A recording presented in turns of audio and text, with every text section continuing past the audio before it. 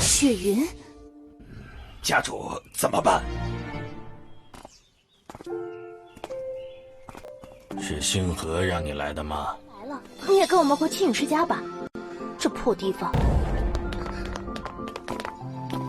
看来这小子前来赴约，把梁玉给我带上来。爷爷是绝对支持我的。若是让爷爷帮忙说情，族长，我们接下来要怎么办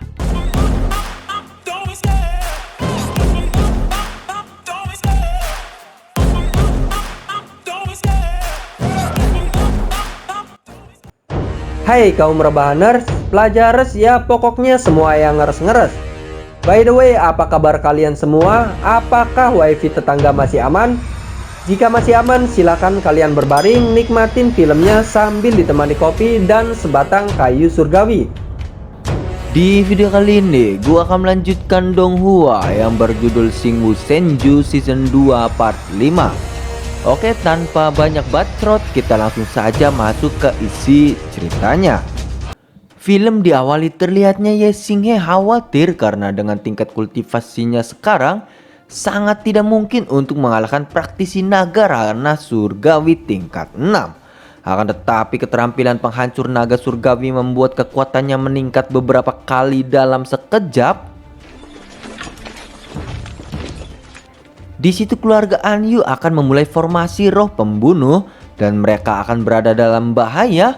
Setelah itu pada saat Ye Xinghe akan mundur, tibalah bala bantuan yang berdatangan. 莫非叶星河还找了什么帮手不成？来的人修为远在我。徐副院长， Ternyata yang datang adalah wakil dekan Su. Dia tak menyangka jika Ye Xinghe dapat menjinakkan serigala putih. Bahkan tidak kalah saat menghadapi Liang Xiang.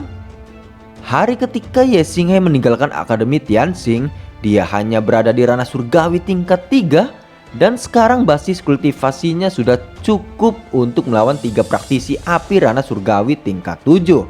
Ye Xinghe memang jenius yang dapat mengaktifkan 6 kristal roh sekaligus. Setelah itu, wakil dekan Su meminta Patriark Liang menyudahi permasalahan tersebut. Akan tetapi menurut Patriark Liang, jika Akademi Tianxing tidak pernah ikut campur dalam perselisihan keluarga besar, dan wakil dekan Su tidak berhak ikut campur dalam urusan keluarga Anyu, karena hari ini keluarga Xingyu membunuh begitu banyak pasukan keluarga Anyu. Setelah formasi roh pembunuh dimulai, Patriark ingin semua orang di keluarga Xingyu dihancurkan. Lalu menurut wakil dekan, jika memang benar Akademi Tianxing tidak ikut campur dalam perselisihan keluarga Anyu.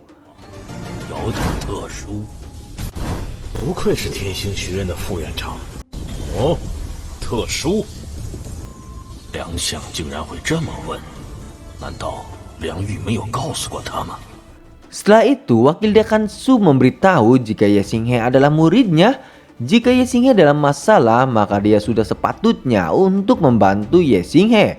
Lalu menurut Patriark Liang, setelah Ye Xinghe dikeluarkan dari Akademi Tianxing, wakil dekan masih saja belum melepaskan hubungan guru murid dengan Ye Xinghe. Dan jika Patriark Liang akan membunuhnya, maka wakil dekan tidak akan tinggal diam.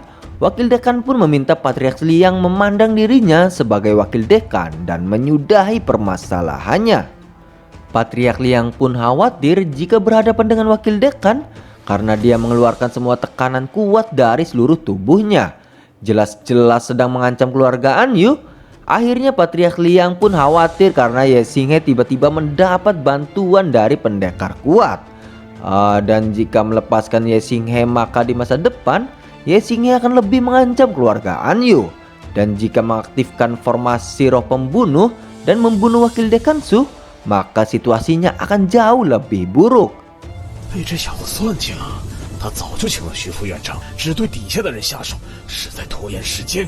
你有种，咱们走着瞧。死无葬身之地。 Pada akhirnya Patriark Liang menarik formasi roh pembunuh.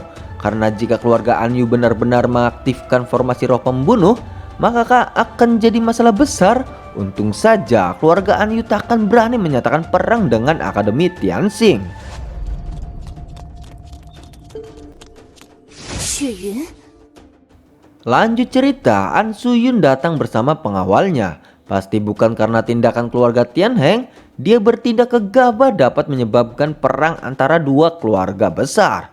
Dan Patriark Liang pun tidak menyangka jika Ye Xinghe mempunyai banyak sekali pendukung. Bahkan orang-orang dari keluarga Tian Heng pun ikut membantu.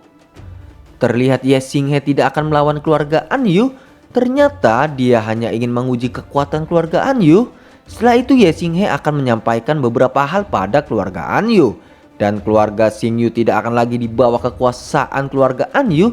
Lalu Ye Xinghe pun pamit untuk pergi. 家主怎么办？是星河让你来的吗？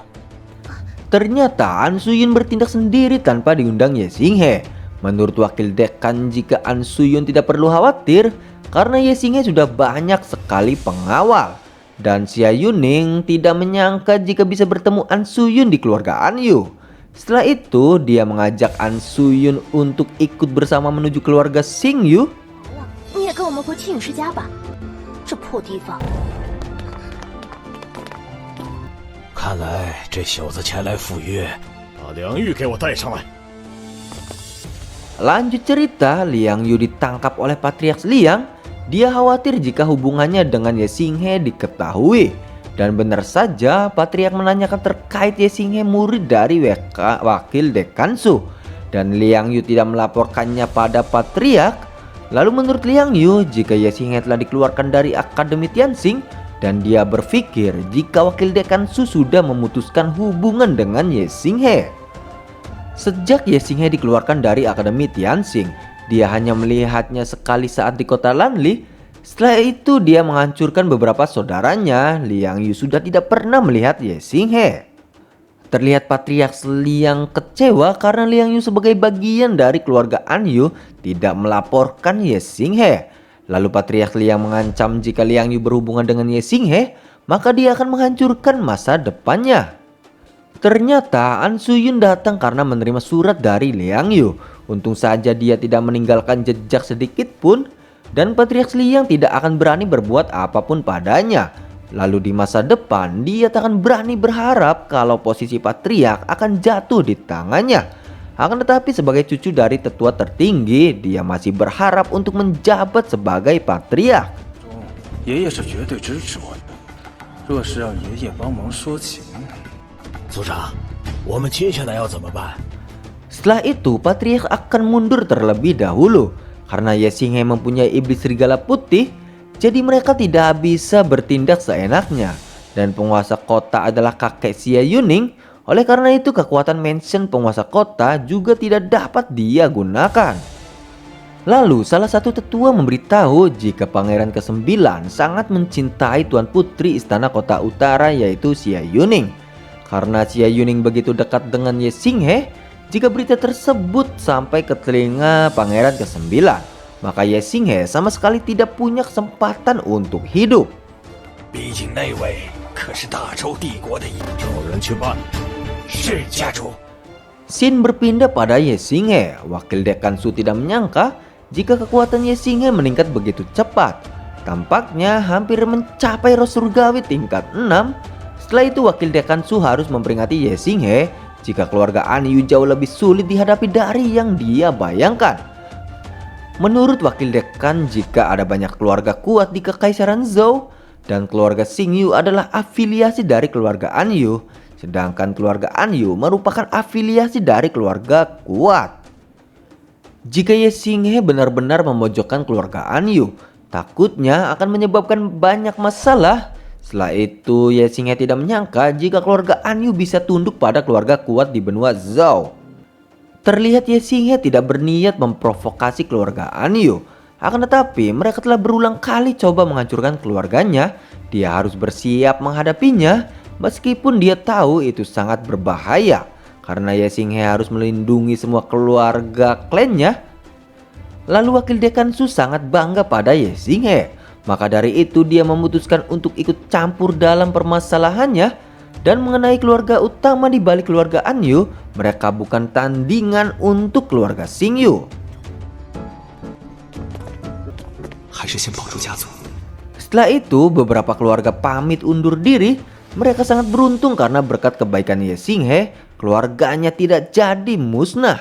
Dan menurut Patriarch Ye, jika mereka harus tetap berhati-hati terhadap serangan balik keluarga Anyu.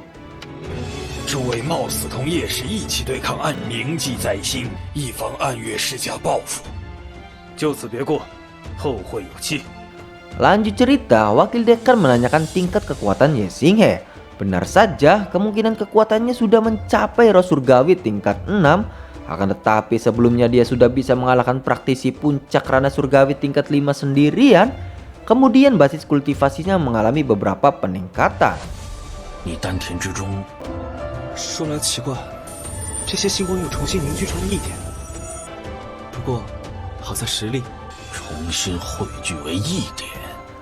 Ternyata tingkatannya sudah berada di penyatuan Jalan Agung. Itu terjadi setelah kultivasi rana mencapai di tingkat tertentu. Untuk menerobos rana surgawi tingkat 9 juga mencapai yang lebih tinggi. Pertama harus berkultivasi mundur ke tingkat dasar. 就必须先修炼到返璞归真的程度，修为就会极大的削弱。修为倒退。不错， Hanya setelah kembali ke tingkat dasar, kemudian bisa melanjutkan peningkatan dan melonjak ke ranah yang lebih tinggi. Mundur dari ranah surgawi tingkat 9 ke tingkat 6, bahkan tingkat kultivasinya langsung kembali ke dasar. Dalam persepsi banyak orang, penurunan bintang memang terlihat lebih lemah. Akan tetapi praktisi bintang adalah yang paling mudah mundur ke tingkat dasar. Hanya saja setelah kembali menjadi titik dasar, maka akan sulit untuk menembus ranah surgawi tingkat 9. 进境也是远超常人。